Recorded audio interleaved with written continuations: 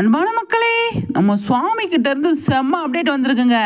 என்ன ஏது அப்படின்னு சொல்லி தெரில. தலவாழை இலை போட்டு நல்ல பருப்பு சாதம் போட்டு நல்ல காயெல்லாம் வச்சு செம்மையாக வந்து பரிமாறி இருக்காரு. அது என்ன ஏதுன்னு சொல்லி தெரியல. எங்கேயோ போயிருக்காங்க, ஏதோ ஃபங்க்ஷனுக்கு போயிருக்காங்க. இந்த அவரோட ஃபேவரெட்டு சாப்பாடு பருப்பு சாதம் அவருக்கு ரொம்ப பிடிக்கும் இல்லையா, அதுதான் அவர் வந்து சொல்லியிருக்காரு போல். ஆனால் பின்னாடி பார்த்தீங்க அப்படின்னா நல்லா மேளதாளம் செண்டை மேளம், அதாவது கேரளாவில் அடிப்பாங்க இல்லையா, அந்த செண்டை மேளம் வந்து அடிச்சிருக்காங்க, பின்னாடி அடிச்சிட்டு இருக்காங்க. இவர் ஏதோ ஃபங்க்ஷனுக்கு போயிருக்காரா, என்ன ஏது வீட்டில் ஃபங்க்ஷனா அப்படிங்கிறது தெரியல.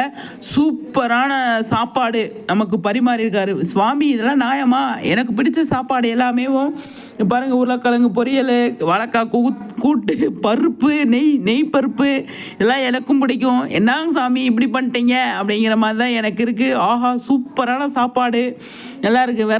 விரத காலத்தில் இந்த மாதிரி சாப்பாடு எதுதானே சாப்பிடுவோம், ஆனால் எனக்கு பிடிக்குமே இந்த சாப்பாடு அப்படிங்கிற மாதிரி தான் சுவாமி எல்லாத்தையுமே வந்து செம்மையாக வந்து தலவாழை இலையில் போட்டு அவருக்கு பிடிச்சது சாப்பாடு. எனக்கு இந்த பருப்பு சாதம் எனக்கு ரொம்ப பிடிக்கும் அப்படின்னு அவர் ஆல்ரெடி நிறைய தடவை சொல்லியிருக்கார் இல்லையா. அதுதான் வீட்டுக்கு போயாச்சு, ஷூட்டிங் முடிஞ்சு வீட்டுக்கு போயாச்சு, நல்ல சாப்பாடு சாப்பிட்றேன் அப்படிங்கிறத சொல்லியிருக்காரா. என்னன்னு ஒன்று புரியலை மக்களே.